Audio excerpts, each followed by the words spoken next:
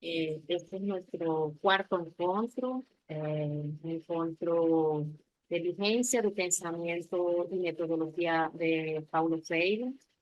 Y hoy, en la primera parte, vamos a estar con Pedro Puntual. Él es mestre, doctor en educación por la CUT San Pablo, director de Educación Popular, Secretaría de Gobierno, colaborador de Cátedra Paulo Freire, del programa de posgraduación en Educación y Currículo, profesor y colaborador del Centro de Formación y Acción Educativa, en el Centro de Educación Popular, en Paulo Freire, presidente honorario del Consejo de Educación Popular de América Latina, miembro da diretoria da campanha latino-americana por direito à educação, Brasil, e membro do Grupo de Trabalho de Educação Popular e Pedagogia Crítica do Conselho Latino-Americano de Ciências Sociais. Além é professor visitante do programa de pós-graduação em Educação da Universidade Federal do Estado do Rio de Janeiro. Tem experiência em área de educação, com ênfase na área de educação popular, actuação em temas como educação para a cidadania, políticas públicas, gestão democrática e participação social. Eu vou deixar a ele que um pouco fale como vai ser a metodologia de sua fala. Sejam bem-vindos e bem-vindas no dia de hoje. Boa aula para vocês. Bem, me ouve bem?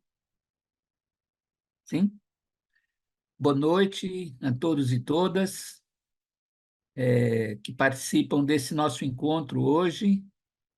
Minha saudação a Nilda, né, com quem tenho o privilégio de compartilhar esse encontro, né? Alegria de estar fazendo isso num curso promovido pelo SEDEP, né? Entidade de educação popular da qual eu participo há muitos anos do processo de construção e tenho muito orgulho disso, né? E acho assim extremamente importante, né? Um curso para a gente debater educação popular, debater Paulo Freire, como esse que vocês estão participando. Nós combinamos, Nilde e eu, que a gente fará as nossas apresentações, né? A minha inclui um vídeo que daqui a pouquinho eu vou explicar, né? E em seguida a gente abre para um período, talvez seja o mais importante, né? Que é o período de diálogo com vocês, de questões, de problematizações, para usar uma categoria freiriana, né? Que vocês queiram fazer a respeito das nossas falas, né? Bem, começando pela vigência, né? O pensamento de Paulo Freire, como foi proposto, né? Eu penso que é até uma certa obviedade a gente falar hoje sobre a vigência, né, do pensamento de Paulo Freire, no sentido de que a gente tem muitos sinais, né, e muitas indicações dessa vigência, né? É muito interessante, né, que parece que quanto mais o tempo passa, mais gente vai descobrindo, né? E principalmente aqui no Brasil, né, por contraditório que possa parecer, com toda a repressão que o regime militar fez ao pensamento de Paulo Freire, né? Isso privou muitos setores da sociedade do acesso ao seu pensamento, né? Hoje, ele está muito mais difundido, né? E muito mais presente em muitos círculos, e não só os círculos, digamos, dos educadores estrito sensu, mas de diferentes áreas do conhecimento, né, na saúde, na sociologia, no campo das artes, né? Inclusive nas ciências, tipo biológicas, né? Há muito interesse pelo estudo do pensamento de Paulo Freire. Por contraditório que pareça, a, o ataque recente, né? Sobretudo no governo anterior, né? Que foi feito ao pensamento de Paulo Freire, né? Que foi eleito pelo inominável como um dos inimigos principais, né? Esse ataque, contraditoriamente, provocou ainda mais curiosidade, né, sobre o pensamento de Paulo Freire. Nunca se discutiu tanto, né? Nunca se leu tanto, né? Nunca se produziu tanto a respeito do seu pensamento. Mas a sua vigência, né, não se dá, né, claro que o aspecto apenas da difusão, né? A sua vigência se dá pelo fato de que o Paulo ele elaborou muito mais, né, como nós vamos ver mais à frente, muito mais do que uma metodologia de educação. Paulo Freire elaborou uma filosofia da educação. E eu ousaria dizer mais do que uma filosofia da educação, uma filosofia de transformação do mundo, né? E, e as categorias do seu pensamento, né, têm uma universalidade, uma transcendência histórica, né, transcendência ao seu período histórico, né, muito grande, né? Agora, isso não quer dizer, né, que o seu pensamento, as suas contribuições é, sozinhas são capazes de dar conta da transformação, né, da educação, das categorias para a gente entender os processos de complexidade do mundo que estamos vivendo e tal. Ou seja, o pensamento freiriano, ele não é uma explicação para todo o universo. E o Paulo Freire jamais reivindicou isso. Eu tive o privilégio de trabalhar com o Paulo, de gozar de muitos anos de um fecundo diálogo, desde que ele voltou do exílio, de gozar da sua amizade. E sempre me chamou a atenção justamente essa capacidade que o Paulo tinha de diálogo, né, com outros pensadores ou pensadoras, com outros campos do conhecimento. Ou seja, ele entendia que o seu pensamento, assim como ele concebia o ser humano, né, como um ser inacabado, o seu pensamento também era um pensamento inacabado e que se complementava e crescia e se enriquecia, né, com o diálogo com outros, né?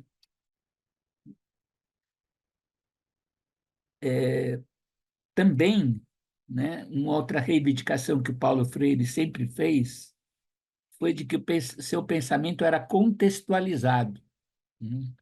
Se a gente pegar o pensamento de Paulo Freire, ele é toda uma reflexão a respeito da sua própria prática em diferentes contextos, né?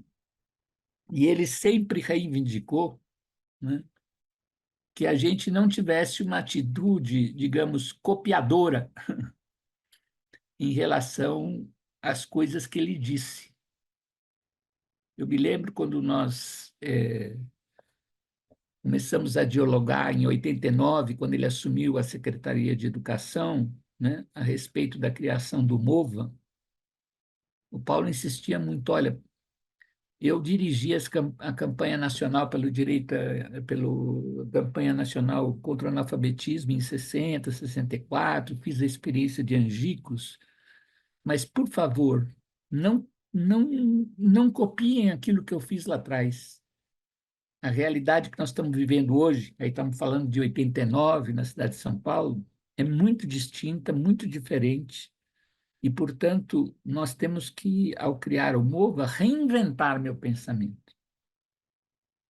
Com isso, eu digo o seguinte, que para nós tornarmos cada vez mais o pensamento de Paulo Freire vigente, é necessário nós fazermos, sim, uma leitura, uma releitura do seu pensamento, mas, sobretudo, reinventarmos o pensamento de Paulo Freire à luz dos desafios, né, que estão colocados para nós no mundo de hoje. E acho que esse é o grande desejo do Paulo, né? Bom, eu escolhi para a gente poder entender, então, agora um pouco essa discussão a respeito dos métodos, né, que tem a ver com o pensamento do Paulo Freire, um vídeo, né, que se chama Paulo Freire Contemporâneo, né?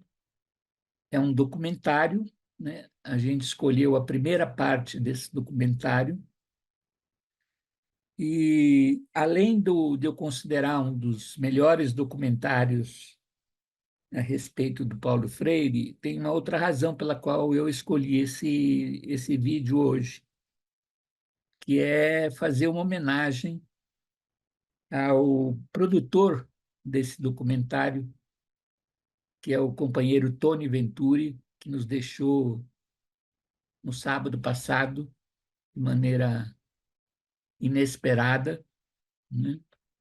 O Tony é um dos... Eu tive o privilégio de conhecê-lo, de partilhar da sua amizade e de partilhar das suas produções, inclusive essas sobre Paulo Freire. E o Tony é um dos cineastas mais comprometidos, né, com a luta pela democracia no Brasil. Então, eu escolhi esse vídeo para que a gente possa ter contato, né, com algumas categorias fundamentais do Paulo Freire, né, e, ao mesmo tempo, uma maneira da gente homenagear o querido Tony, que nos deixou essa semana. Então, eu ia pedir se a Iova pode operar aí o vídeo. E eu pediria que vocês tomassem atenção, né, nas questões que o vídeo vai colocar a respeito do pensamento de Paulo Freire, para a gente depois poder dialogar.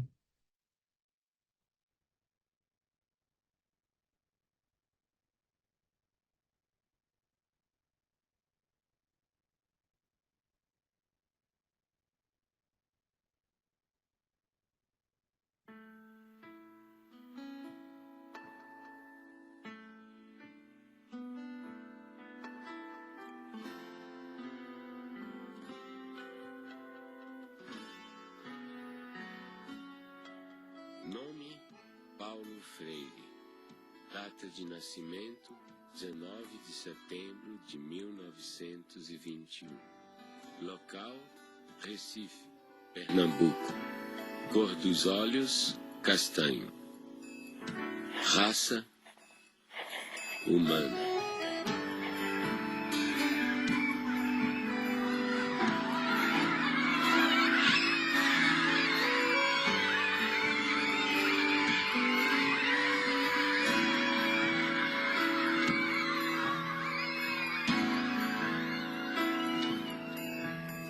Meu primeiro mundo foi o quintal de casa, com suas mangueiras, cajueiros de fronde, quase ajoelhando-se no chão sombreado. Ali engatinhei, balbuciei, me pus de pé, andei, falei. Eu fazedor de coisas, eu pensante, eu falante. Durante muito tempo, muita gente me pensou em mim ou falou em mim como se eu fosse um especialista em métodos de técnicas de alfabetização de adultos. Não é que eu ache que ser um especialista em alfabetização de adultos é uma coisa inferior. De jeito nenhum, eu acho uma coisa de uma importância enorme. Mas só que a minha A minha preocupação desde o começo era um pouco mais gulosa do que essa. Quer dizer, o que eu buscava já naquela época, nos anos 50, era uma crítica à educação brasileira. Em Angicos, uma pequena cidade no sertão do Rio Grande do Norte, à beira da antiga estrada de ferro, começaram uma revolução. Sua primeira fase durou apenas 40 horas. O alvorecer de autêntica reforma de base que está repercutindo em todo o Brasil e que possivelmente logo envolverá o país inteiro.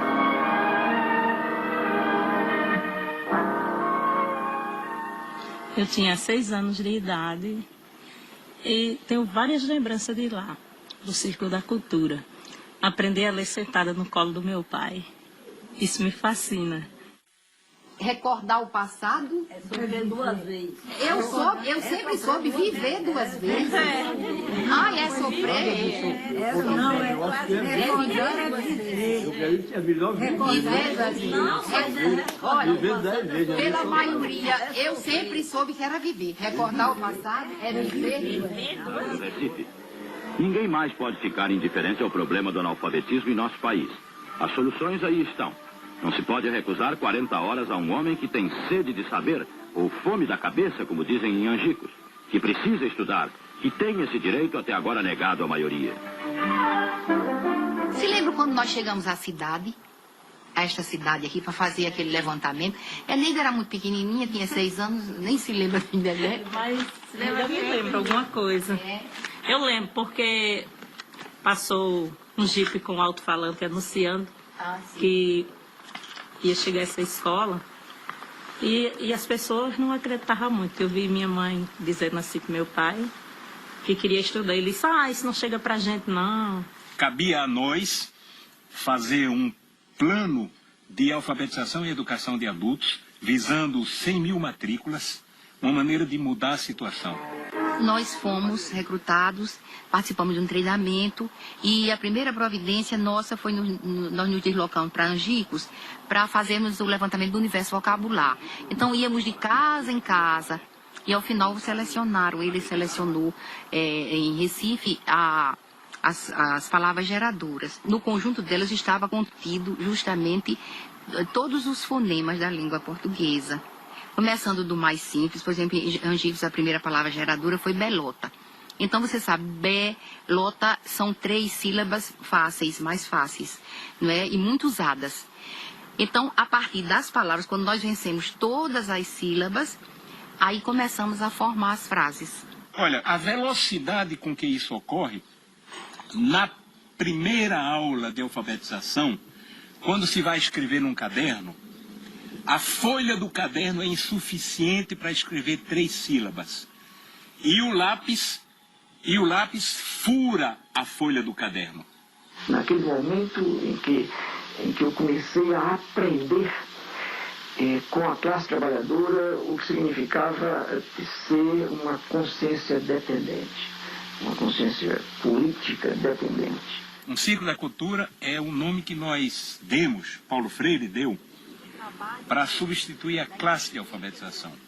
Porque na classe de alfabetização permanece aquele sentimento de A sobre B, ou seja, de um professor que dita, um professor que diz, que transmite uma educação bancária, entende? E alguém que recebe.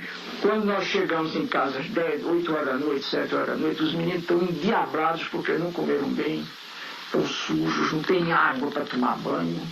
Os meninos estão com fome, chateados, cansados, aborrecidos e impertinentes. E nós não podemos deixar de dormir, porque no dia seguinte, às 4 horas da manhã, a fábrica apita para acordar o bairro inteiro.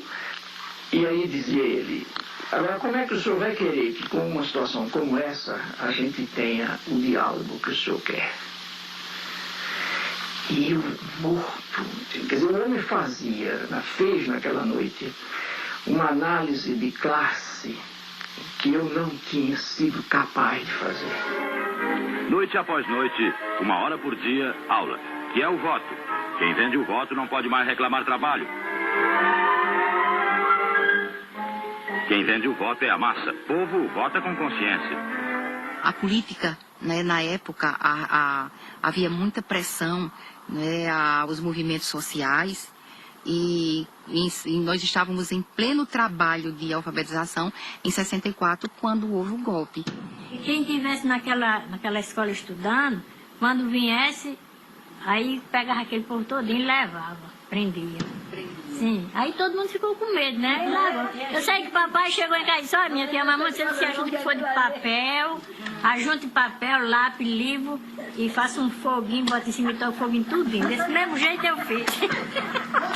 A mesma coisa eu fiz. Eu peguei todo o meu material, que eu tinha os slides, tinha tudo. A pena que eu tenho, se lembra daquele projetor, que era um projetor a gás, que eu ficava até não sei que hora da noite bombando, e a lâmpada Coleman, tive que dar fim a tudo, porque eu enterrei no muro da minha casa. Tenho a convicção de que o Brasil seria outro hoje se essa atividade não tivesse sido interrompida brutalmente, pelas razões que foi, ou seja, para inviabilizar exatamente a emergência desses que o projeto político pretendia e conseguiu que continuassem como excluídos.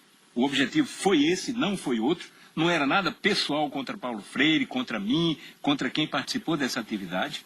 E eu sempre me emociono e fico me lembrando, porque aquilo era feito com o coração. Com amor, né? Com amor. Sei votar, aprendi a escrever meu nome. Tive em outras escolas, mas o que mereceu mesmo, que descolou mesmo, que eu me orgulhei em dizer eu não sou mais analfabeto, foi Paulo Freire. Paulo Freire colocou o oprimido na história. Ele deu visibilidade a alguma coisa que estava lá historicamente sendo invisibilizada pela cultura dominante. Então, pondo no palco da história o oprimido, ele estava fazendo um ato revolucionário. A concepção antropológica de Paulo Freire é muito simples. Primeiro, você é um ser curioso. Então, a curiosidade é uma categoria fundamental, principal. Segundo, você é um ser inacabado, incompleto, inconcluso. Portanto, você precisa do outro. Né? E terceiro, né, se você nasceu como um ser de ligação, conectivo com o mundo, e você comparte com o outro, né, compartilha com o outro o mundo, né, esse mundo está em transformação, portanto, a antropologia de Paulo Freire está baseada na ideia de que o ser humano está em constante evolução, em constante transformação. Primeiro, se nós somos um ser curioso, a primeira coisa que vamos fazer é ler o mundo. Então, a leitura do mundo é um princípio fundamental da teoria do conhecimento de Paulo Freire. A segunda é a tematização. Pegar aquelas palavras geradoras, aqueles princípios geradores, aquilo que o povo conhece, no caso do método de alfabetização, né? Aquilo que o alfabetizando conhece, e descobrir o que significa. E a terceira é a problematização. Você vê, a problematização é o momento culminante do método freiriano. Então, por isso que Paulo dizia, não quero saber de ser conhecido apenas como alguém que inventou o método, porque exatamente o seu método está ligado à sua teoria de conhecimento e à sua antropologia. Professoras, professores, alunos e alunas, boa tarde.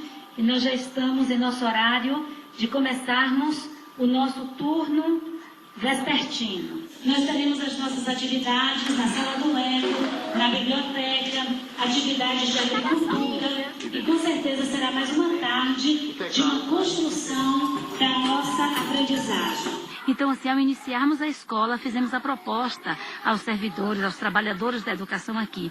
Vamos estudar Paulo Freire, vamos compreender a sua proposta de educação, essa perspectiva de humanização, de libertação, de conscientização.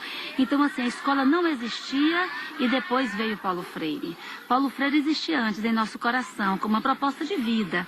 E, assim, a proposta conosco depois surgiu um espaço concreto para vivermos a prática dessa teoria. A gente tentando e era difícil mesmo. Como pegar um aluno que vem da roça, passa 2 meses em casa, 1 mês só aqui e fazer esse menino, né? Aí o jeito foi o quê? Mergulhar nas leituras e aprender com esses teóricos, né? E a base da gente foi Paulo Freire pelo fato de ser uma coisa mais próxima da gente.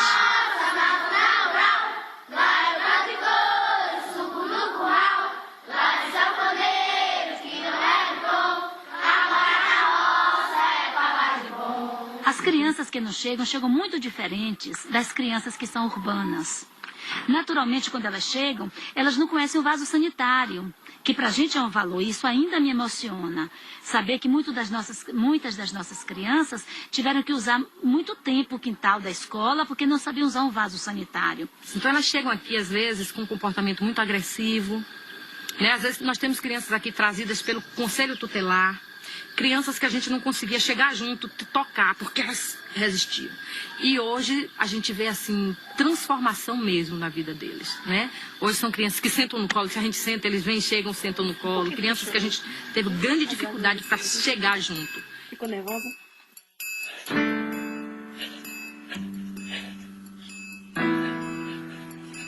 Para mim, o exílio foi profundamente pedagógico. Quando exilado, tomei distância do Brasil, comecei a compreendê-lo melhor. O exílio, rapaz, o exílio me deu muito. Só que o preço do dado é equiparado, tá fazendo? A quantidade que tu ganha é a quantidade que tu tem que pagar. O preço é alto, o preço é e foi alto. Olha, eu só não te diria que eu me sentia destroçado, porque afinal de contas é muito difícil que eu me destroce, entende? Mas eu sofri profundamente. Então havia dimensões da nossa cultura que me fustigavam, como por exemplo o gosto da comida. Nós, claro, tínhamos muita saudade do clima, da gente, da língua, né?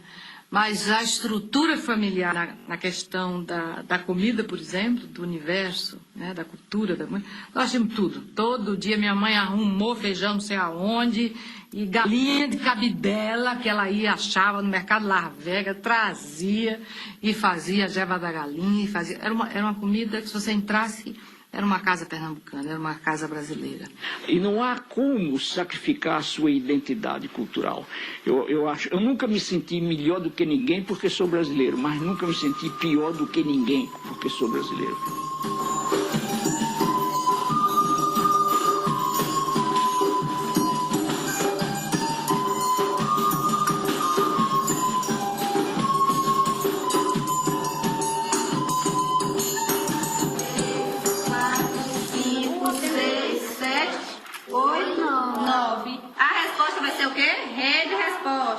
Quantas gudes ele dividiu? 9. Sobrou 9 gudes para cada colega. 9 gudes.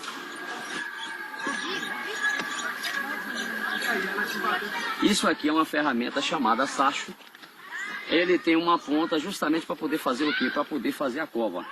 Né? Então nós vamos fazer a cova e a beterraba já está aqui. Nessa posição ela não pode entortar a raiz porque senão vai deformar. E aqui nós vamos fazer esse procedimento. Pronto, tá faltando. Coloque aí no local. Um pouquinho mais, ó. A raiz ficou um pouco baixa. Ao retornarem para casa, eles levam daqui da escola algumas sementes. Cenoura, beterraba, das hortaliças que eles já cultivam aqui. Lá eles têm o objetivo de, ao chegarem lá, passarem para os pais o conhecimento que eles acabaram adquirindo aqui ou então que reforçaram já tendo esse tipo de conhecimento. Lá eles fazem o que fizeram aqui. Alguns já se vendem, eles chegam falando, ó, a gente ganhou dinheiro, porque eu plantei o coentro, plantei alface, plantei isso aqui. E aí eles vendem isso e ganham dinheiro, né? Aí ensinei a meu pai, a fazer assim como o professor ensinou. E ele sempre ensina, traz a semente da planta, ensina como é que os professores lá ensinam para eles plantar. Eu digo, já aqui nós plantamos diferente. Nós chamei a terra toda. Ele, não, mãe, não é assim. O professor lá ensina para nós fazer arleira, estamear a sementinha. Depois, se tiver junto, ele vai, arranca um pouco daquela muda para poder ficar mais investido. Ele sempre conta tudo. O exercício de tornar-se capaz de ler e escrever exige de quem realmente aprende uma postura de sujeito que cria o seu próprio aprendizado. A comunidade freiriana, para nós, né, é esse conjunto de instituições, pessoas que partilham a identidade do legado de Paulo Freire, né? E o que significa isso? Na verdade, são associações, grupos, instituições que vão se formando no mundo. Por exemplo, Portugal e Espanha. Em Portugal ocorreu o Fórum Paulo Freire em 2004, este ano agora, 2006, né, na Espanha. Enfim, são centros de estudos, né, freirianos, né, pesquisas, espaços de formação educacional. Oi, Luísa Cortesão. Primeiro, quero te agradecer muito pela sua contribuição aí de Portugal nesse documentário. Gostaria que você falasse um pouquinho o que é que vocês estão realizando, a experiência freiriana do Instituto aí. Está a ver, portanto, são debates muito aprofundados e muito fundos sobre questões teóricas que têm que ver com problemas que são sentidos na realidade. Fizemos, o título é exclusão ou exclusões. E fizemos, por exemplo, uma análise de problemas de exclusão social, de problemas de exclusão na saúde, de problemas de exclusão na justiça, de problemas de exclusão no trabalho, de problemas de exclusão na educação, e agora esse ciclo vai terminar com uma análise sociológica da problemática da exclusão. O que te levou a fundar uma cátedra Paulo Freire aí na Suécia, num local em que, digamos assim, há tão poucos oprimidos? Aquí en Suecia, después de los años 70, que la gente conoció aquí a Paulo Freire, hay un renacimiento de interés. Aquí en Uppsala hay un proyecto muy interesante de desenvolvimiento sustentable, medio ambiente, ¿no? Y esta gente está muy interesada en los esquemas de concientización, ¿no?, de pensamiento crítico freiriano. Efectivamente, he trabajado con grupos étnicos oprimidos, incluso grupos indígenas, con camponeses, con operários também, não? São dois traços de personalidade de Paulo. Primeiro, essa generosidade do menino aberto ao mundo sempre, que quer conhecer, essa alegria de conhecer o mundo. Segundo, a conectividade, que já é uma qualidade do adulto, a conectividade e a relação. Acho uma definição perfeita para qualquer ser humano decente. Ser um menino é guardar um pouco toda aquela carga de emoção da criança e a conectividade, que já é um projeto das pessoas adultas. Paulo Freire foi um menino da zona rural igual a gente, que aprendeu a ler debaixo da sombra da mangueira, que gostava de ler, gostava de escrever. Foi um homem que queria transformar o mundo. O momento em que o pai estava a trabalhar, né? Na famosa biblioteca, no espaço de trabalho dele, né? Eram momentos assim que as brincadeiras mais ruidosas nossas, né, tinham que ser, né, afastadas, porque o pai, quer dizer, são coisas que ficam assim, né? São mensagens, estás a perceber, que te marcam rotundamente o corpo, né? Ele era uma pessoa frágil à maldade humana. E minha mãe sustentava a reversão disso no sentido: acorda, Paulo! O que você está pensando da vida, Paulo? Que é isso? O mundo é isso mesmo, Paulo? O paizinho nunca foi assim um pai no sentido de um pai físico muito constante. Não foi, isso não tem problema nenhum, digo isso mesmo, porque assim eu o percebia. Mas, no entanto, estás a ver, quando o desgraçado estava presente, mas ele estava presente com interesse, que, putz, imagina, era amplamente suficiente. Um homem extremamente humano, né? extremamente bondoso, mas que também sabia ser muito duro quando era necessário com as pessoas, né? Quer dizer, ele tem uma frase dele que diz assim: se alguém quiser me insultar, que me chame de santinho. No campo pedagógico é muito mais atual Paulo Freire, porque a Unesco, por exemplo, colocou os 4 pilares da educação do futuro, não é? Aprender a conviver, aprender a fazer e aprender a ser. São esses 4 pilares. Isso está dentro da teoria do Paulo Freire. Só que Paulo Freire acrescentaria um 5º, aprender por quê, contra quem, a favor de quem. Ele politizaria muito mais esses 4 princípios, 4 pilares da educação do futuro, evidentemente. Ele sempre coloca a questão do porquê. Vocês sabem o seguinte, que o computador ele é feito de partes. Nosso trabalho aqui parte da realidade desses educandos que vêm da zona rural, né? A gente procura estar trabalhando com tudo que é próprio do cotidiano deles, mas a gente não permanece, né, nessa realidade. A gente começa a trabalhar justamente inserindo a internet, a informática, né, nessa vivência dele aqui, para que ele transforme essa vida. E abrindo possibilidades novas para eles, né? São 600 crianças divididas em 3 grupos. 3 grupos de 200. Enquanto nós temos conosco 200 crianças imersas numa educação formal, nós temos 400 crianças em suas casas, sendo visitadas pela equipe itinerante. Então, lá na roça, a equipe itinerante corrige atividades, dá orientações, trabalha com a questão da agricultura, que já é trabalhada aqui, mas fortalecida em casa, porque as crianças ensinam também aos seus familiares, e a equipe itinerante faz uma avaliação desse trabalho, assim, que a escola orienta para o aluno executar em sua casa. 2 mais 5. 7. 4 mais 1. 5. Então a senhora tem que dedicar, assim, dar um tempo para ela, para que ela possa estudar. Que a gente sabe que ela ajuda a senhora na lavoura, sim, mas ela tem que ter, assim, um tempo disponível todo dia para fazer a atividade dela. Tem pais que dizem assim, que 2 meses em casa, eles ainda dizem assim: professora, não deu tempo para os filhos fazer as atividades. Porque às vezes eles tiram os filhos das atividades que levam para casa para pôr na mão de obra, porque tem que ajudar.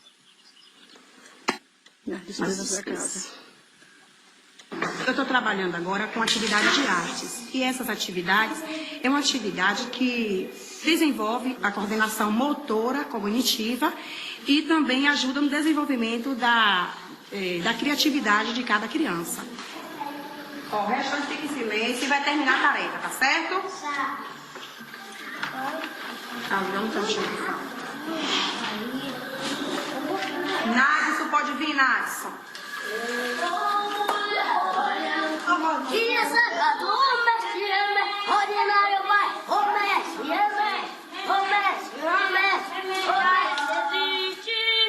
E tomar o banho bem o quê? Passar o sabonete no corpo, atrás, no banho, tira a calcinha e tipo, os meninos tiram a cueca. Lave a parte íntima de vocês bem lavada. Fica lá sujinho, aí vai criando sujeirinha, sujeira, e daí cria dó.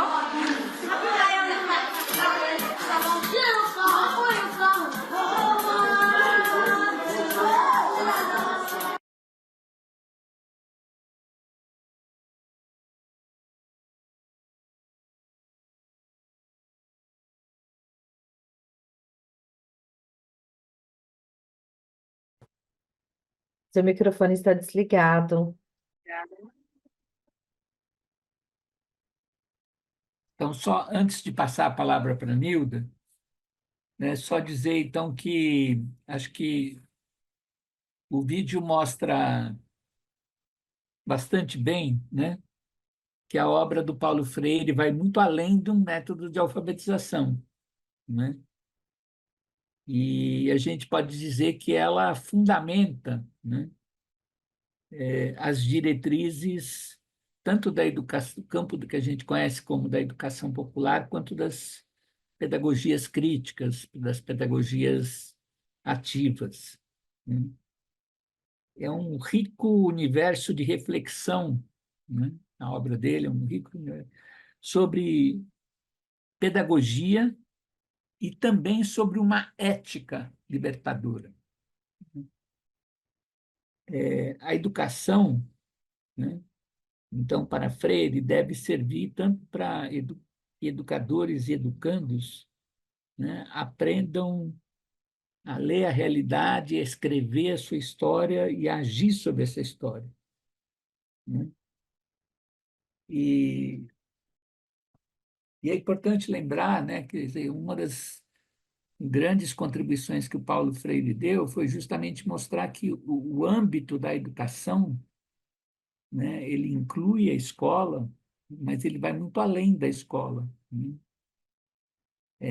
Os movimentos sociais, nas suas lutas, são atores educadores e educandos, né? A ação dos governos, né, é uma ação pedagógica. A ação de um sindicato, a ação de uma associação de bairro, a associação de um centro cultural, né? Enfim, os espaços de sociabilidade, de associação entre as pessoas são espaços educativos, né? Eu acho que agora a gente ouve a contribuição da Nilda e depois fazemos um diálogo para aprofundar esses aspectos e outros que vocês queiram.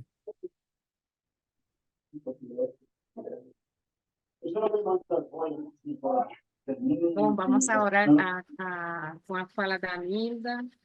Nilda, ela é professora da Rede Estadual de Educação. Ela, além disso, ela é coordenadora do curso SCEP, Centro Ecumênico de Serviço e Evangelização e Educação Popular.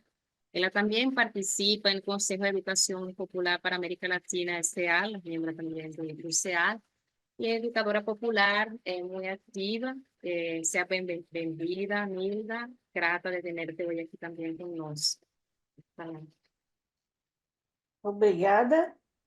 Como é que eu falo? Eu falei que eu estava... Antes eu falei assim, meu Deus, eu estava preocupada com o que eu ia falar. Agora, depois de tudo isso, eu vou falar o quê? Então, quando me convidaram para falar um pouco sobre o pensamento de Paulo Freire e a metodologia, a vigência do pensamento de Paulo Freire e suas metodologias, fiquei pensando, o que eu vou falar. E eu acho que eu e o Pedro estamos na mesma linha, né, de trazer elementos muito práticos do dia a dia desse pensamento, porque o pensamento de Paulo Freire é dinâmico, ele tem vida. E não tem como não falar desse pensamento sem você pensar nessa prática e nessa vivência. E o CESEP, esse Centro Ecumênico de Evangelização e Serviço de Educação Popular, é um centro que está aí há 41 anos, trabalhando com a formação de lideranças políticas, sociais e religiosas e juventudes, nessa perspectiva mesmo de transformação da sociedade, onde a sociedade possa ser transformada a partir de gênero, classe, raça, e que as pessoas também possam, os seus educadores populares, possam se encontrar, ter momentos de vivências e saberes, né? Eu acho que a vigência do pensamento de Paulo Freire passa muito por essa perspectiva de vivências, trocas, e reconhecer o outro e a outra como parte de mim e parte de um todo, né? Bem como dentro desse ecossistema chamado Terra, e que a gente se interaja. Eu acho que a reflexão do CESEP, a partir do pensamento de Paulo Freire, vem muito nessa perspectiva do que a gente está querendo fazer realmente a partir da perspectiva da transformação, né? Que transformar todo mundo quer, mudar todo mundo quer, mas como vamos fazer isso, né? Então, as interações e relações vão se construindo nesse dia a dia, dentro desse processo. Eu acho que é um pouquinho essa introdução, porque quando eu fui convidada pelo CEDEP, eu pensei assim, o que eu vou retomar de Paulo Freire? Aí eu falei, Eu quero ter esperança. A gente está no momento de que a gente precisa se esperançar de novo, porque os ventos não estão fáceis, né? Está difícil. Então, eu retomei o livro, a leitura do livro, A Pedagogia da Esperança. Buscar essa pedagogia da esperança é acreditar que é possível, apesar de, é possível ter esperança e fazer essa esperança acontecer.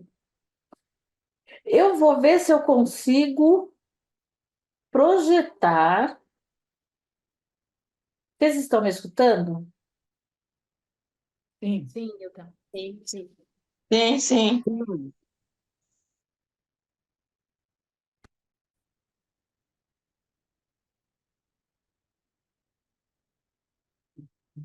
Peraí. Então, dá para todo mundo ver. Eu não os vejo, não as vejo, tudo bem?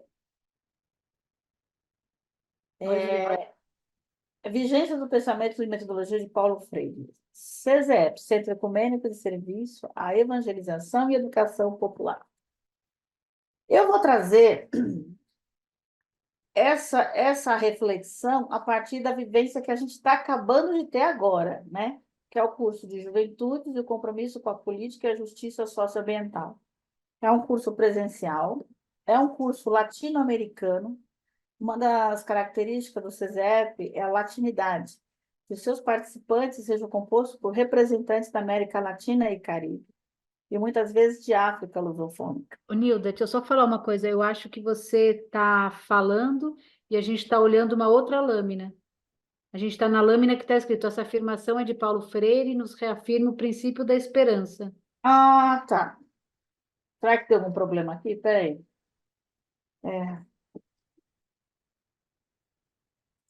Deixa eu ver. Será que vai mudar? Se eu colocar assim, fica mais fácil? Pronto. Agora sim, foi. Está no Juventudes e o Compromisso com a Política. Isso. Pronto. Então, esse é o curso que estamos acabando de trabalhar. E a partir dessa formação que eu vou fazer a reflexão daquilo que eu falei sobre a questão da metodologia. Porque eu vou explicar como a gente trabalha na prática esse processo de construir redes de saberes e vivências a partir dessa metodologia. Mas, antes de tudo, eu realmente trago essa reflexão. Essa afirmação de Paulo Freire nos reafirma o princípio da esperança, o verbo esperançar. Uma esperança que nos move à ação por mudanças sociais na relação humana com a natureza. Mudar exige compreensão da realidade.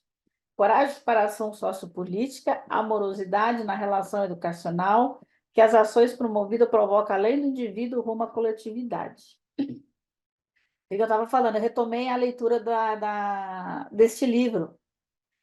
E, a partir daí, eu comecei a... O que eu vou falar para as pessoas? O que eu vou falar? Como eu vou mostrar essa metodologia? Hoje, né? Aí, o que aconteceu? Aí, eu pensei, assim, quer saber? Eu vou trazer o que a gente acabou de fazer. O que a gente vivenciou no aqui e no agora. Porque o CESEP, na formação que acabou de militantes, quem vem? São lideranças comunitárias, com carreiras que já têm uma longa caminhada na militância, com o povo, com a comunidade, nos seus centros.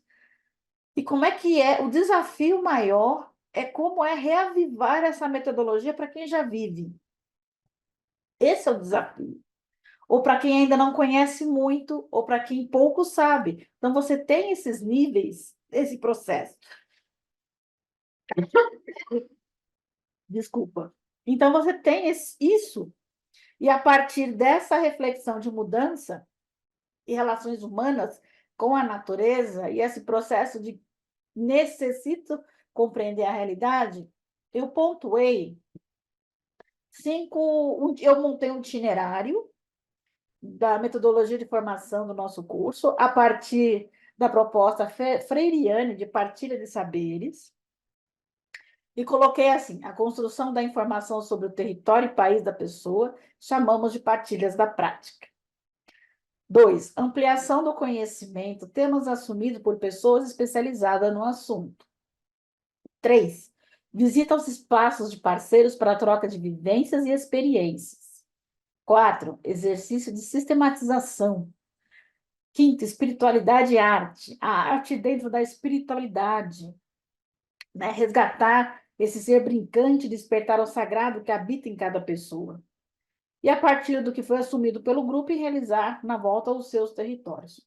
Então, eu construí um itinerário tentando explicar como é que dá essa metodologia e essa forma de fazer com educadores dentro do processo de construção da formação do SESEP. Como é que isso acontece?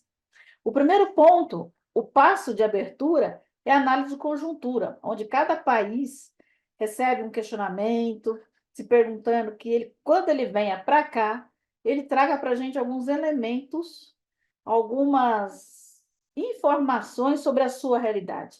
Porque não dá para a gente falar de educação popular sem conhecer a realidade do outro, da outra e do outro. Então, conhecer qual é a terra que ele pisa, conhecer como ele também enxerga a terra que ele pisa. Então, esse é um dos pressupostos, né? Foi o que aconteceu nesse momento. A gente trabalhou com 5 perguntas.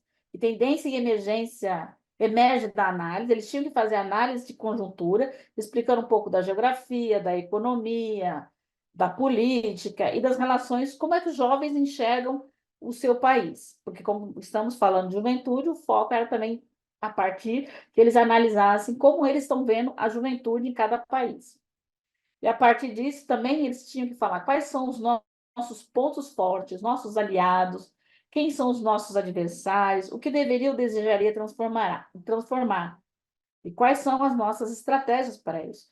Então, a partir com a análise de conjuntura, depois fomos para esses questionamentos mais focais, também para que eles pudessem compreender como estava se dando esse processo de entendimento da realidade conjuntural deles.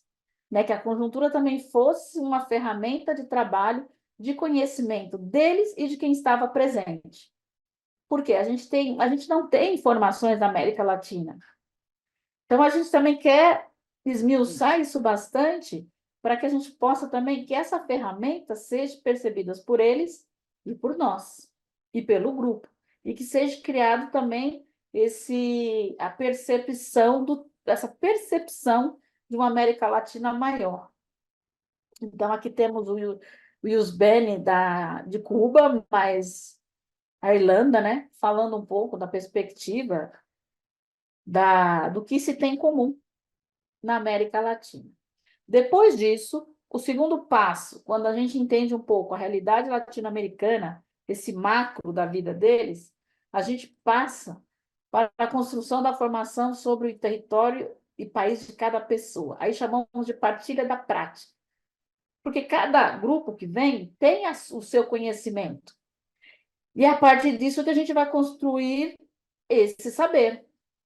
Então, eles fazem a partilha de suas práticas, eles têm um tempo para poder sistematizar, eles têm um tempo para pensar, eles têm um tempo para também entender a própria prática. Primeiro, por quê? Antes de chegar, vai um material com algumas perguntas norteadoras para ajudar a pensar o trabalho, e depois aqui eles se reúnem com o tempo para poder construir de uma forma lúdica e também de uma forma criativa essa apresentação. Aí você tem Cuba, do Centro Martin Luther King, trabalhando a perspectiva sociológica, política e econômica da juventude numa forma. Você tem Equador trabalhando esses mesmos elementos de uma outra perspectiva. Então, sempre usando e esbanjando a criatividade para que a vivência e o saber seja construído de forma criativa. E eles vão falando de suas práticas. O que eles fazem dentro desse contexto de conjuntura, dentro da conjuntura a qual eles viram e a gente viu lá atrás. Então, a gente começa a entender que esse saber partilhado, ele está dentro de uma localidade, ele está dentro de uma situação local, política e econômica. Opa! Não, isso aqui não é, isso aqui é outra coisa.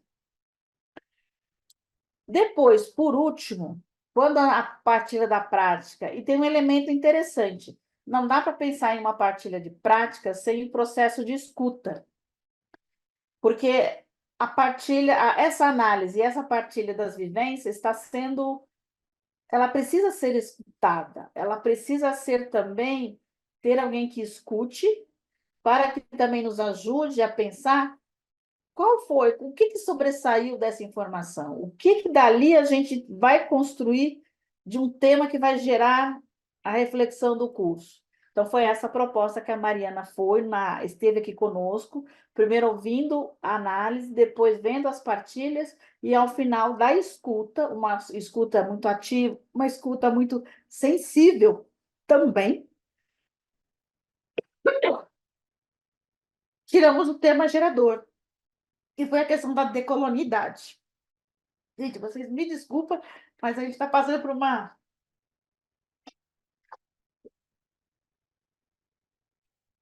fase de muita secura. Então, tem essa perspectiva da escuta, fazer o tema gerador e fazer essa reflexão.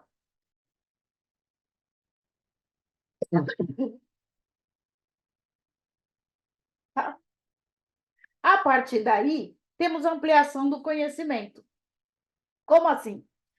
Trabalhamos essas partilhas, trabalhamos também um pouco o entendimento do tema gerador e trabalhamos também a questão do sistematizar os trabalhos. Isso tudo no começo.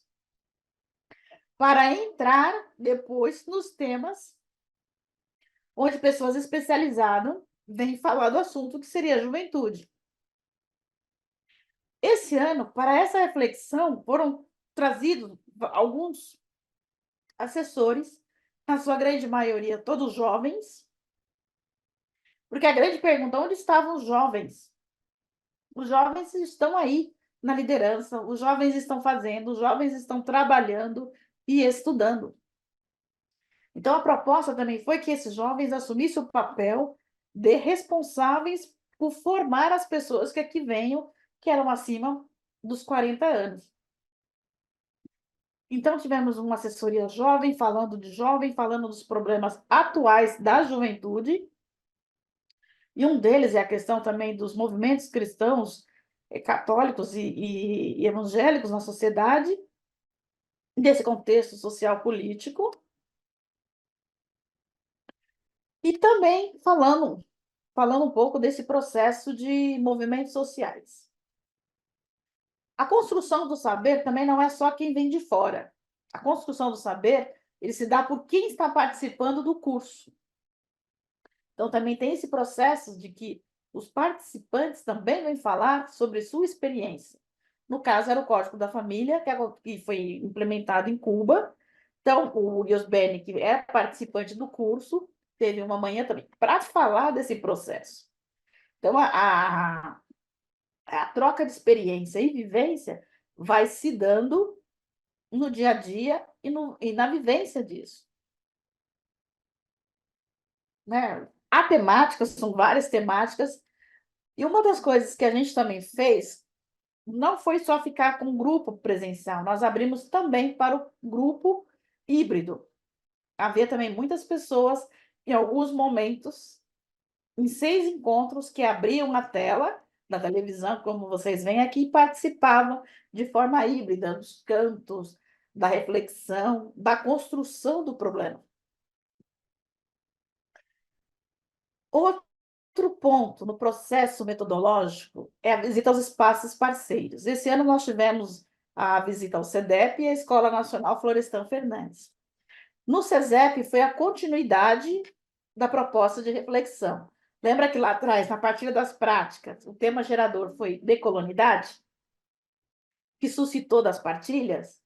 Então, aqui a gente foi para o CEDEP, com o grupo que lá estava, fazer uma formação junta, com outras pessoas, com outras realidades, e isso foi muito enriquecedor, porque o grupo se sentiu pertencente, se sentiu assim, que não estava só nesse processo de construção do saber, desse pilar do saber, de conhecer a realidade, e também pôde entender essa questão geográfica, da onde estão sendo realizados os trabalhos da educação popular. Que existem outros espaços e outras formas e outras estruturas de se também trabalhar com a população. Isso também foi muito bacana. Aqui é o processo de interação das equipes, sempre com a espiritualidade brincante da arte. E também uma outra visita que a gente fez foi em Diadema, né, no município de Diadema, onde a gente participou de várias atividades, de uma horta comunitária, de um grupo de estudos sobre África. E aqui a gente estava no sindicato do ABC dos Metalúrgicos, e lá encontramos com o ministro do Trabalho, que foi muito gentil conosco, uma palavra, e também aproveitamos para tirar a famosa foto. Que são vivências. A outra vivência também foi na Assembleia das Representações Nacionais, Assembleia das Representações Nacional das Brigadas do MST, lá na Escola Florestan Fernandes. Lá nós passamos 2 dias e participamos da vida da escola, do início, do almoço, das refeições, como membros da escola, e aqui nessa reunião toda era uma análise de conjuntura social e política do campo a partir do MST. E foi muito bom, porque a vivência se ampliou. Você viu que eles estavam em outros espaços, trocando saberes e vivência. O tempo todo a gente estava conversando, a gente estava trocando ideias, falando das nossas realidades, falando das nossas necessidades, e também falando de onde a gente está. A gente está no sul global aí, com o enfrentamento de uma extrema-direita muito grande. Então, a conversa fluía porque havia também essa perspectiva de uma formação que tem um lado, que tem uma perspectiva de transformação social. Então, todas as visitas também, ela tem um gancho dentro do processo formativo e da metodologia, que as pessoas também tenham essa percepção de não estarem só, que o pilar do conhecimento e da vivência e não se dá sozinho, mas em vários grupos distintos. E então isso também foi muito bom. E aqui é um outro momento. Aqui é um momento de exercício de sistematização, construção coletiva do manifesto. Uma das atividades que nós temos dentro do curso, que como a gente abre o curso falando da partilha da prática, tentando entender o que é sistematizar, como se fazer uma sistematização dentro de um projeto ou dentro de uma atividade, o nosso exercício era construir um manifesto, mas para isso a gente precisava sistematizar os nossos saberes, o que a gente já tinha, que nós trazíamos conosco e o que tinha sido nos presenteado com a formação até então. Então a gente se reuniu numa noite e fomos lá. Quais são as ações, o que está permeando a nossa revolta, o que a gente quer, o que a gente quer manifestar, o que a gente quer dizer que a gente está contra e o que a gente quer apoiar, e, acima de tudo, quais são os nossos compromissos em relação a essa realidade que estamos protestando, que, na verdade, era do desmatamento, do extermínio da juventude. Então, isso a gente foi feito um exercício muito, muito proveitoso de construir esse manifesto, muito claro, muito enxuto, e com propostas muito de denunciamos, apoiamos e como nos comprometemos, né? Isso foi um exercício dentro do curso também que proponha ao debate. A espiritualidade e a arte como parte do processo da espiritualidade. Essa aqui é uma parte muito, muito cara, que a gente estima muito dentro do processo do curso. Porque o curso também ele não pode ser uma coisa muito maçante, você chega, senta, escuta e pronto. Não. Todo mundo que passa pelo CESEP tem essa espiritualidade.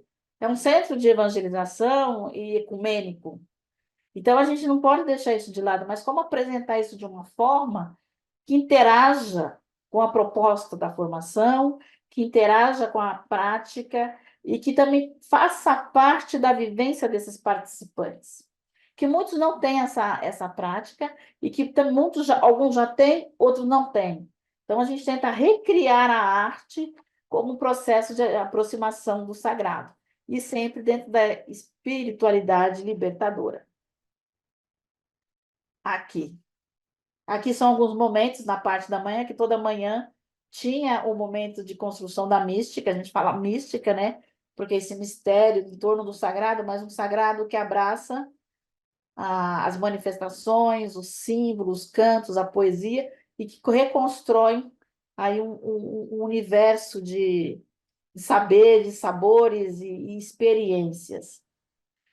E também nós usamos o tempo também para fazer uma construção dos trabalhos manuais, que dentro de um curso de militantes, que vai falar de política, economia e de transformação social, também precisa desse momento de como é que eu me conecto comigo, com a minha arte, e como eu faço, manifesto o que está dentro de mim. Aqui foi uma oficina de bordado, onde cada um tinha que expressar o que estava sentindo, né? Aqui, Equador é o caminho, Cuba é América Latina e Caribe, Argentina é esse momento de paz que eles estão querendo. Então, cada um expressou um pouco o que estava trazendo dentro dessa realidade, o que estava buscando. Eu vou interromper aqui, que eu vou mostrar para vocês. Deixa eu ver se está fácil. Um vídeo desse momento. Espera aí, vamos ver se dá para fazer. Cadê?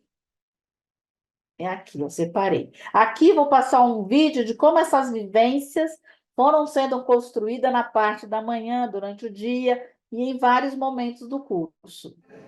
Bom dia! Bom dia, flor del dia, paz e alegria, e um mundo lleno de amor. Ao ser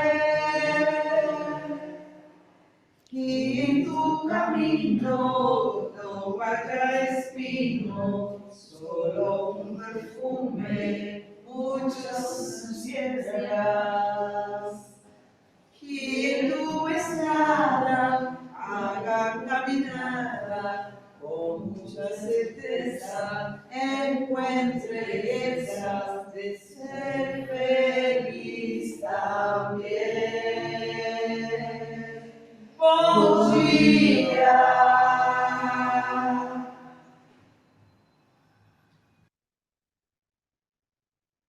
Então, é um pouco isso, né? A metodologia, né? É esse itinerário que eu propus para falar dessa vigência do pensamento de Paulo Freire, dentro de uma metodologia, dentro de um espaço de formação que há 41 anos vem trabalhando, e a gente coloca isso na prática. O grande desafio é promover, é falar de transformação social, é falar de relações, é falar de interpessoalidades e falar de muitas coisas tendo um foco, que é essa busca dessa sociedade com esperança e de justiça social. Mas como a gente fala isso?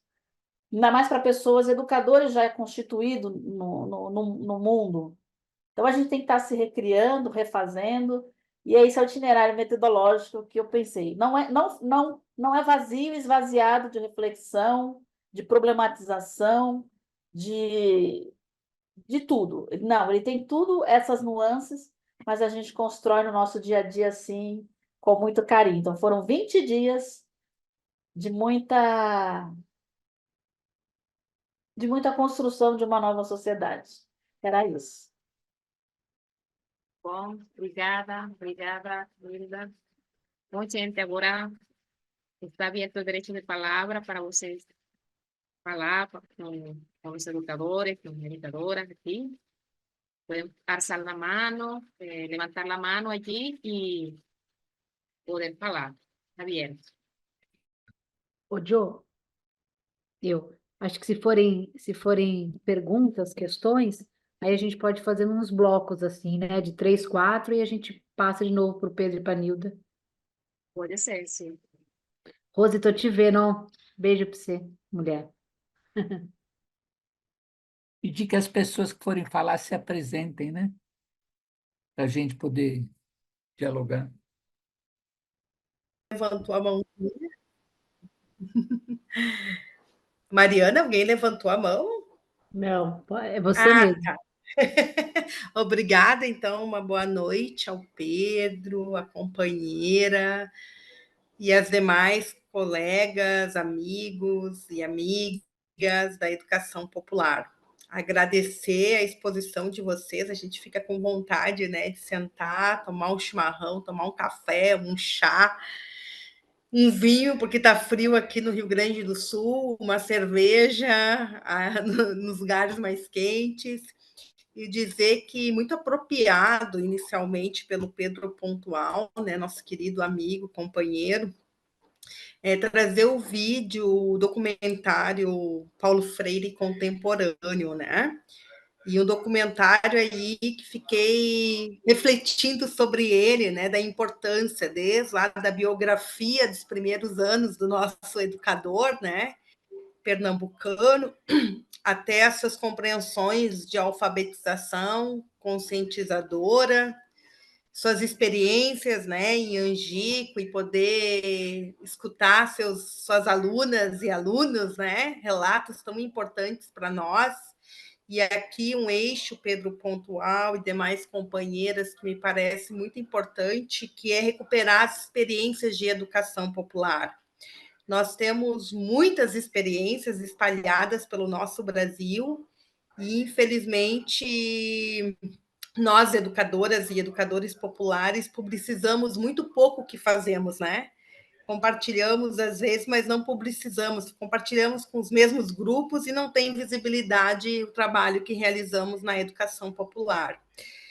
Também eu destacaria tanto as duas exposições, né, da companheira e do companheiro, a questão metodológica. No primeiro caso, que é no caso do documentário, né, toda a questão do processo metodológico de alfabetização, né, que destaca ali o enfoque crítico, dialógico, buscando aí uns processos de conscientização e alfabetização, mostrando aí para nós como se construiu a proposta de alfabetização, como se dá, né, a seleção das palavras geradoras, o processo de interpretação, decodificação e codificação, como se construía a formação de frases, mas eu pegaria aqui o círculo de cultura, né? Círculo de cultura como um processo metodológico muito importante para nós da educação popular. Mas também eu destacaria na questão metodológica, me parece que a sistematização de experiência aí é muito fecunda para quem, né, deseja construir, reconstruir, né, novas práticas de educação popular, mais contextualizadas e contemporâneas. Acho que a gente precisa revisitar as nossas experiências. E aí, nesse sentido, no documentário, né, tem toda uma questão que é que a alfabetização ou outros processos, né, eles vão muito além do aprendizado de ler e escrever, da leitura e escrita, né, mas visa a libertação e também a transformação social, e daí a importância da valorização da cultura local. E aqui eu faço uma associação com a sistematização de experiências, né? E o outro ponto para trazer aqui, para não ficar só eu falando, o Pedro Pontual falava, né, que a proposta do Paulo Freire é uma proposta filosófica, né? E sim, né, Freire tem uma concepção de homem, de mulher, de ser humano, né? De gente, e aí que é uma concepção antropológica, política, filosófica e pedagógica, né? Uma filosofia que defende aí a leitura do mundo como um princípio fundamental e a problematização como um momento aí que a gente diz que é culminante no processo metodológico. Aí aqui encerro, Pedro Pontual e demais companheiros da sala e companheiras, para dizer da importância, mas da importância de fazer mapeamento, né, desses espaços de educação popular, mas também de experiências de educação popular, para que a gente possa conhecer que outras metodologias com base na educação popular têm sido utilizadas, né? E como que a gente pode reinventar, né, a educação popular com os princípios freirianos, né, e políticos e pedagógicos, nesse contexto de que a gente luta que a educação popular seja a base de políticas sociais. Muito obrigada, Pedro Pontual, muito obrigada, companheiras e companheiros. Estou muito grata e feliz por ouvi-los. Em especial a nossa companheira que fez uma bela exposição sobre uma experiência sistematizada. Obrigada. A mãozinha. Ai, que bom. A mãozinha não está funcionando aqui também. Então, eu levantei a minha. Bom, quero primeiro agradecer a oportunidade de estar participando desse grupo. E estou muito feliz. Em cada encontro eu vou buscando identificar mais algumas pessoas. E hoje, ver o Pedro é uma honra, né? Porque o cara é muito incrível. Obrigadão pelas observações, pelo que você traz novamente, né? Aí, lembrando aqui, nem todo mundo me conhece, eu sou a Rosimari, eu sou do norte de Minas, mas aqui nesse grupo eu estou por Embu das Artes, porque é onde eu estou já morando já faz um tempão, tá? O Pedro vai se lembrar, porque a gente trabalhou junto lá aqui em Embu das Artes. Com certeza. Bom, e queria agradecer mesmo, acho que você, Pedro, e a Nilda, vocês recuperam aspectos que a gente o tempo inteiro procura vivenciar, né? Nos detalhes das nossas práticas, do dia a dia, né? Em vários momentos, né? Acho que Freire ele faz isso com a gente. Aí e parece que meio que fica automático algumas coisas e outras vão sendo esquecidas, né? No sentido de ficar guardado numa gavetinha. E quando a gente participa de um encontro desses, que evidencia questões teoricamente óbvias, né? Mas que é importante a gente retomar, né? Essa questão da individualidade, de você se apropriar das oportunidades e ter esse compromisso, né, como o Paulo tinha, de não replicar o que alguém que você admira muito fez, mas de tentar fazer um novo, né? Fazer um novo. Essa parte lá no comecinho do vídeo, do documentário, foi muito forte para mim. Assim, eu acho que esse é um dos nossos maiores desafios, que quem atua com a educação pública e que tem esse desejo e acredita de verdade que a educação pública precisa se orientar pelas práticas da educação popular freiriana, e esse tem sido o meu maior desafio no dia a dia. Eu queria agradecer muito as pitadas que vocês aqui colocaram, né, no nosso curso, esse tempero maravilhoso, e me sinto mais desafiada ainda agora, mais ainda, muito mesmo. Obrigadão. Valeu, Rose. A Ana está com a mãozinha levantada. Oi, Nilda. Gratidão. Eu tô com a mão levantada e suada, porque é uma energia, é uma emoção, é um vulco-vulco aqui dentro, e assim, eu estou emendando, assim, eu estou emendando, coincidiu, né? Coincidiu um curso com o pessoal da Paraíba, uma professora da Paraíba, que é escuta na diversidade, ela é da área de psicologia, só que eu comecei lá com ela o ano passado um curso de psicologia humanista e a educação popular nos processos de cuidado. Aí Eu sou advogada, eu não sou educadora, nem psicóloga, nem nada. Eu sou veio de um lugar, não sou advogada popular, gente. Então, assim, eu estou num processo de desconstrução e o CEDEP é um referencial para mim, né? É uma referência. A gente tem uma ONG aqui em Maceió, eu faço parte de um grupo que é o Núcleo Comunitário de Práticas Restaurativas, e a gente diz aqui que quando crescer, a gente quer ser igual ao CEDEP. E assim, eu acho que é emoção, começa assim, é emoção. E conhecer pessoas, eu conheci uma pessoa aqui em Maceió que tomava as cachaçinhas com Paulo Freire na hora do almoço e se encontravam ali caminhando. Então, assim, eu ouvi essa história, essa memória, e foi por aí que eu conheci Paulo Freire. E cheguei, e depois caminhando pelo CEDEP, conheci mais ainda, caminhando na Justiça Restaurativa. E assim, como é difícil, eu que estou no direito, numa graduação, num curso, num meio extremamente elitista, classista, muito complicado, e eu olhando assim, eu disse, gente, como é que eu vou chegar com isso aí, né? Porque uma coisa é na escola, é estar com os professores de uma certa forma, mas como é que eu vou ficar cutucando o povo com a educação popular? Como é que eu vou fazendo isso? E aí vem a justiça restaurativa.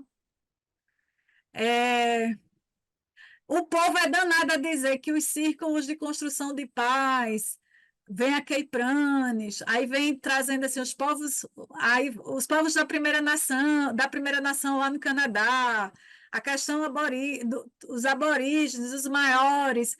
E aí eu acho que eles esquecem que Cacaverá fala dos tupinambás há não sei quantos mil anos que eles se encontravam, né, em círculo ao redor da fogueira e faziam as perguntas norteadoras, conexão, tinha mística, tinha uma série de coisas. E eu digo, minha gente, esse povo todinho veio beber em Paulo Freire e quando chegou lá fora botou os outros nomes, botou um monte de nome, né? Mas é tudo Paulo Freire. Então, assim, não precisamos inventar nada. Eu acho que é isso, sabe? Ninguém precisa inventar mais nada. É tudo tão simples, só falta ter. Eu não sei se é falta ter coragem. Falta, não precisa, não sei, viu, gente? Eu só sei que eu estou aqui assim. Olha, vocês vão colocar isso na internet, estão gravando. Vocês editem isso, por favor. Mas assim, não, tá liberado, tá liberado, porque a gente também aprende a ter coragem com o Paulo Freire, a gente aprende a ter coragem. Mas eu invejo de vocês, eu digo invejo mesmo, assim, é a doçura, é a mansidão. Até quando vocês brigam com a gente, a briga é diferente. E e eu estou tentando desconstruir já tem um bom tempo, mas eu acho que eu escrevi hoje na visão de sentido do grupo que eu saí da aula e mergulhei na piscina de Paulo Freire. Eu entrei de cabeça hoje no encontro, assim, e foi um mergulho tão gostoso.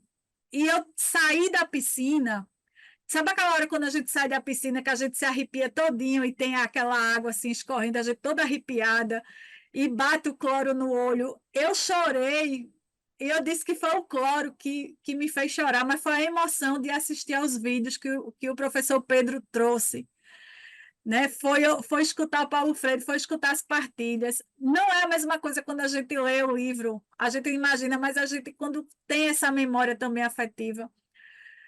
E aí eu decidi mergulhar de novo, que foi Nilda trazendo essa metodologia, esse curso, e permitir a gente aqui, eu que estou aqui em Maceió, sonhando de um dia ir conhecer a Escola Florestan Fernandes, de um dia ir para o CEDEP, de um dia ir onde vocês estão, onde cada um aqui está.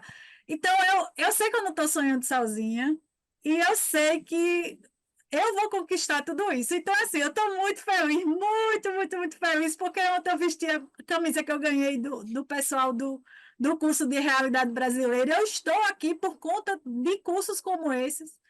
foram cursos como esses na pandemia que eu acho que salvaram a vida de muita gente, de vários aspectos. Assim, vocês salvaram a vida de muita gente. Vocês não têm noção do impacto, da transformação de vidas que eu digo vocês, porque isso aqui é uma grande rede.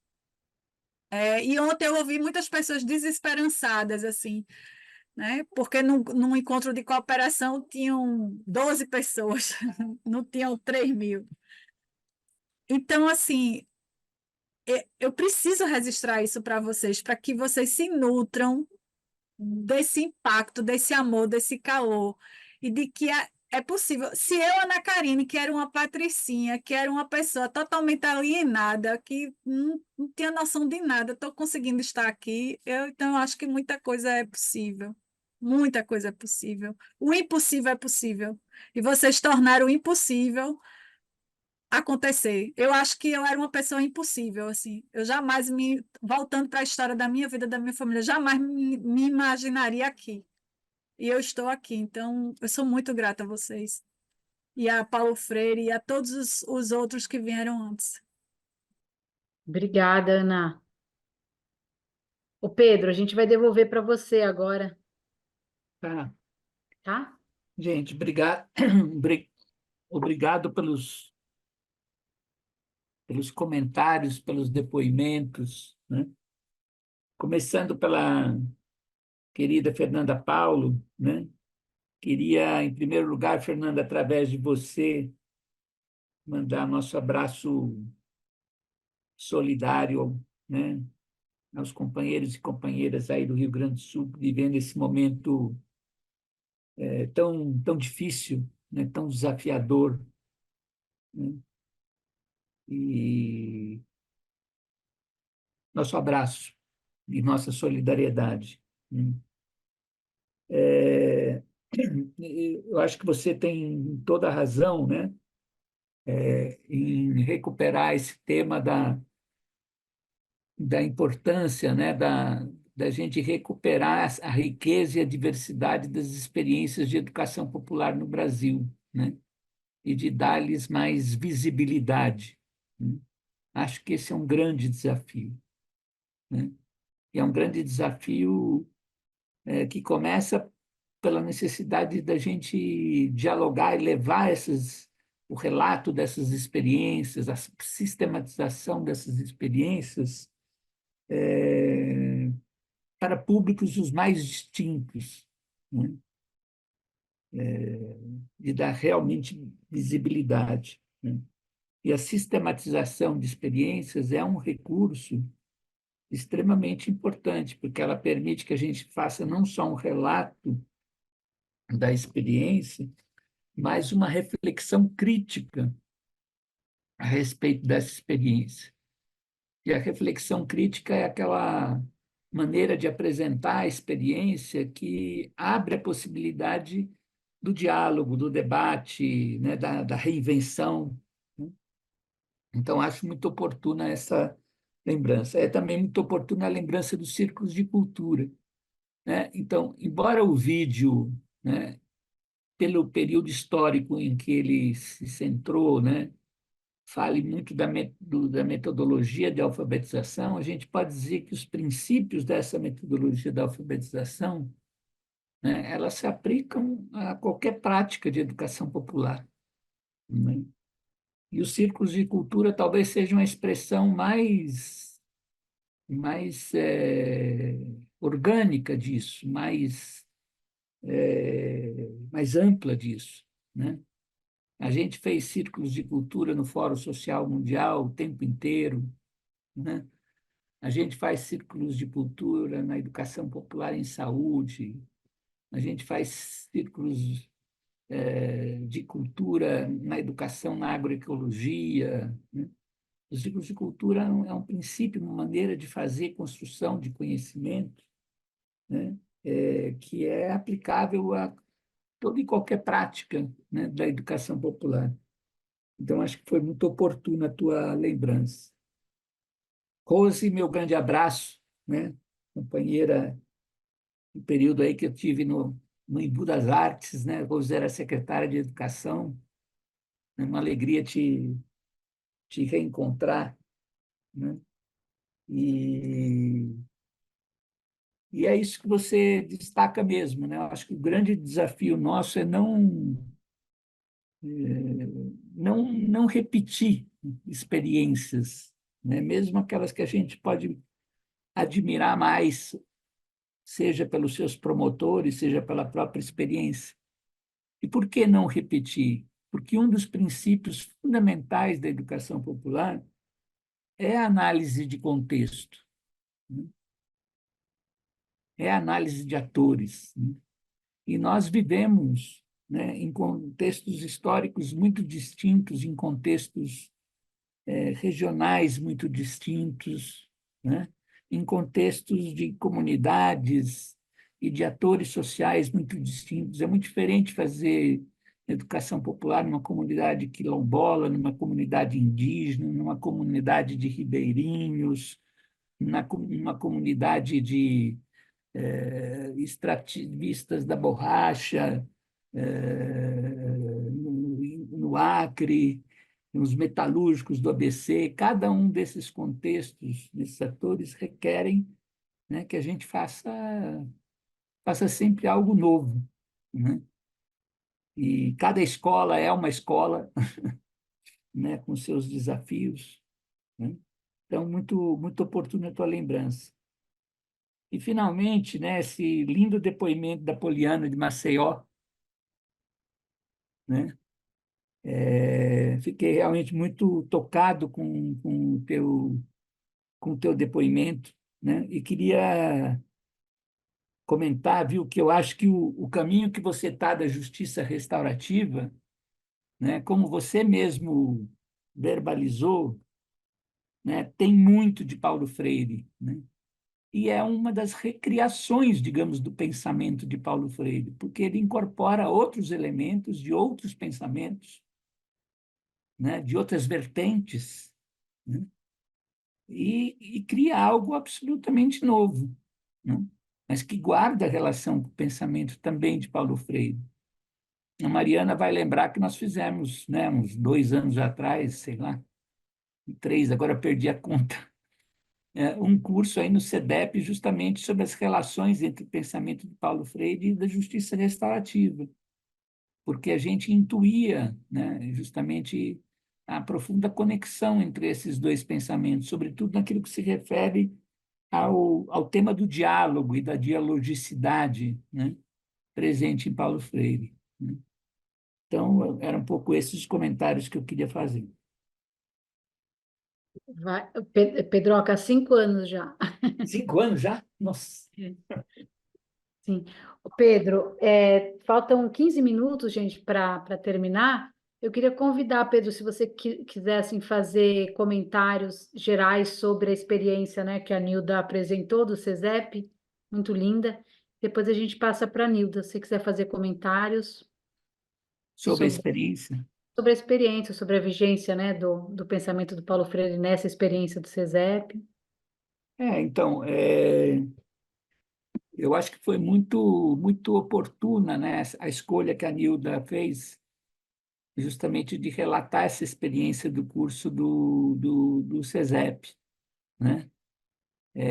Porque ela deu um sentido muito concreto a isso que a gente falou, né, na nossa apresentação, que é essa vigência, né, do pensamento de Paulo Freire, né? E a necessidade dele ser sempre recriado, né? Então, eu acho que eu acompanhei sempre muito, né, os cursos do CESEP enquanto vivia aí em São Paulo, né, por muitos anos, e sempre admirei essa capacidade do CESEP de, primeiro, trabalhar a partir daquilo que Paulo Freire chamava dos temas geradores, né? Dos temas geradores que emergem, né, do grupo concreto com o qual se está trabalhando, né? Então, cada grupo é um grupo, né, com seus temas geradores. Admiro muito no CESEP também essa capacidade de da articulação entre teoria e prática nos seus cursos.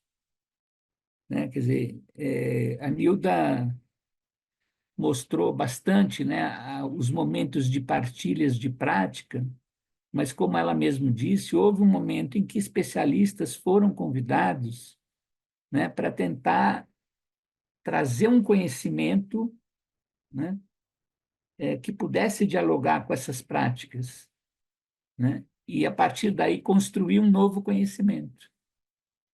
Né? Acho que também é muito interessante, né, no curso do CESEP, e nesse curso aparece isso, né, esse momento final, né, em que, depois de todo esse processo de partilha de práticas, de ampliação do universo, né, então, essas, digamos, visitas, né, que o curso proporciona a outros espaços, diálogo com outros grupos, etc., e depois da análise que os especialistas trazem, né, para o curso, há o momento da chamada volta à prática, né, onde, com o grupo, né, se constrói e se desenha, quer dizer, o que fazer quando voltar, né? Quando voltarem para suas realidades e para os seus espaços. Então, é muito claro, né? E, ao mesmo tempo, essa preocupação geracional, né? Quer dizer, de abordar o tema das juventudes, né? E de trazer juventudes para o curso, né? Acho que isso é uma grande contribuição que o CESEP está dando. Eram um pouco esses comentários que eu queria fazer. Mais uma coisinha só, né? Acho que é um aspecto também nos cursos do CESEP que são extremamente importantes, que é a preocupação também com os elementos de mística e de espiritualidade presentes nos cursos, né? A análise da realidade econômica, social, política, cultural, etc., ela se completa, né, com um trabalho feito durante todo o curso, né, de trabalhar esse elemento da mística, né, como um elemento central para despertar a expressão das subjetividades, né, e a possibilidade de elaborar isso, né, em torno de uma espiritualidade transformadora, uma espiritualidade que dialoga com a realidade para transformá-la. Né? Oi, Nilda. Estou aqui. Então tá, se você quiser fazer comentários também sobre as intervenções. Nossa, primeiramente eu quero agradecer ao Pedro Pontual pela análise, como ele olha o CESEP, né, com tanto carinho e com tanto respeito e com muito amor, né? Eu acho que isso é parte desse esperançar que a gente vai absorvendo, né, na caminhada. Mas gratidão, Pedro, gratidão, e você é uma pessoa muito querida para o CESEP, as portas estão abertas. Só vim. Sobre os comentários, eu vejo assim esse caminho de esperança, esse caminho de enxergar Paulo Freire como uma porta aberta, como uma casa aberta. Está aí aberto para você abrir e se desfrutar dele e entender, né? Que você está colocado num lugar, num momento, numa situação, e que às vezes a gente fica pensando, e agora, o que eu faço? Aí você vai lá, volta em Paulo Freire e acha aquela resposta, né? Eu passei todo esse tempo de preparação desse momento pensando, eu acho que como ele fala lá no livro Esperançar, o que a gente quer, o que a gente está fazendo. A gente, se não for para ter esperança, se não for para a gente fazer com esperança, fazer junto, construir junto, a gente não está fazendo. Não é para a gente pensar nos processos com cuidado, pensar que esses processos é no detalhe desse processo que a gente vai construir, que a gente vai construir novas teias, fazer uma trama mais firme, mais resistente, a gente não está indo em frente. Então, o que me tocou muito foi a fala da Ana Karina, né? Essa emoção, né? Toda essa emoção que vem dela, desse coração que está batendo aí, e se descobrindo Paulo Freire. Eu acho que está todo mundo se descobrindo. Eu acho que quando a gente se redescobre, a gente acha caminho. Fala, não, dá para fazer por aí. E o que a gente pensa nesse processo todo é como que a gente... não é muito pensar, é pensar, a gente tem que fazer, a gente tem que estar construindo, mas pensar também assim, não é repetir, mas como a gente se reinventa a cada década e a cada momento de época, né? Como é que a gente se reinventa? Eu acho que essa é o grande desafio hoje, dentro dessa sociedade totalmente tecnológica, é se reinventar na perspectiva de uma educação popular criativa. Então, eu acho que estamos todos juntos, né? Cada um fazendo de um jeito, cada um sonhando de um jeito, mas, acima de tudo, nessa esperança da transformação. Nesse aspecto de que Paulo Freire, esse pensamento, é mais que um pensamento, é uma vivência, é uma prática. Para mim, o pensamento de Paulo Freire não se desloca de uma prática. Se eu não praticar, se eu não fazer, eu não consigo entendê-lo. E eu agradeço muito. Eu só vou pedir licença, porque como eu estou em fim de curso, eu tenho que mandar para o aeroporto um grupo de cubanos. Mas foi muito bom.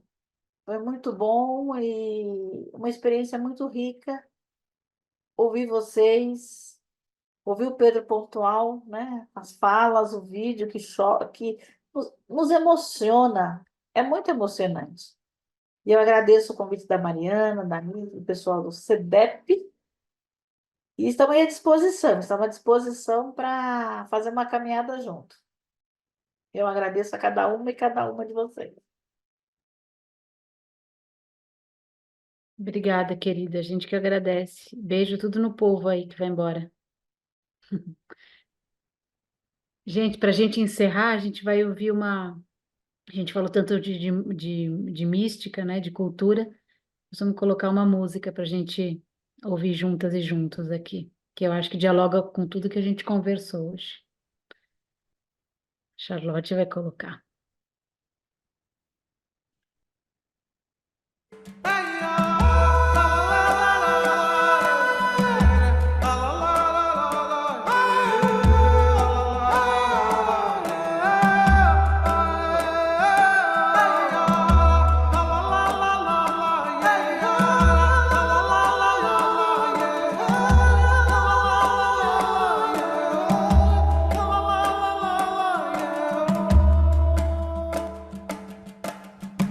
Por mais que haja dor e agonia, por mais que haja treva sombria, existe uma luz que é uma guia, fincada no azul da amplidão.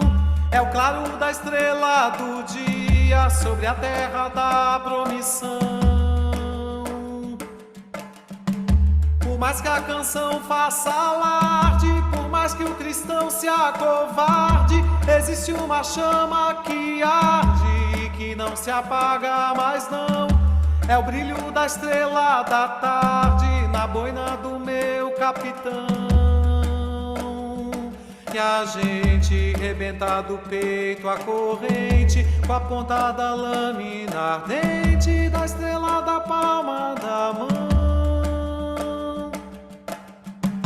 Por mais que a paixão não se afoite, por mais que minha alma se amoite, existe um clarão que é um açoite mais forte e maior que a paixão. É o raio da estrela da noite cravada no meu coração. E a gente já prepara o chão pra semente, pra vinda da estrela cadente que vai florescer o sertão. Igual toda lenda se encerra, vira um cavaleiro de guerra, cantando do alto da serra. montado no seu alazão, trazendo a estrela da terra, sinal de uma nova estação.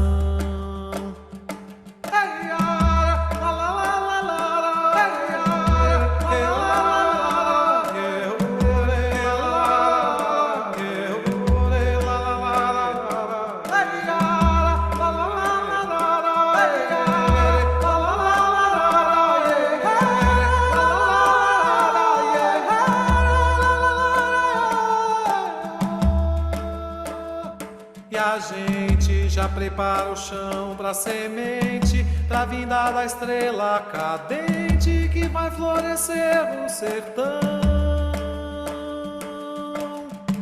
Igual toda lenda se encerra, vira um cavaleiro de guerra, cantando do alto da serra, montado no seu alazão, trazendo a estrela da terra.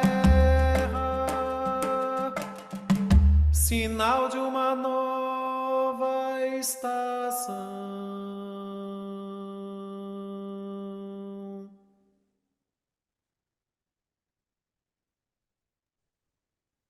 Então é isso, gente. Existe Sim. uma chama que arde e que não se apaga mais, não. E não se apaga mesmo, né? É isso aí. Pedro, obrigada, querido. Obrigado a vocês por mais essa Obrigado por hoje, gente. oportunidade tão Gratidão. linda. Essa música é da Nana Caymmi, escrita por uma mulher. Ah, é? Opa, que legal.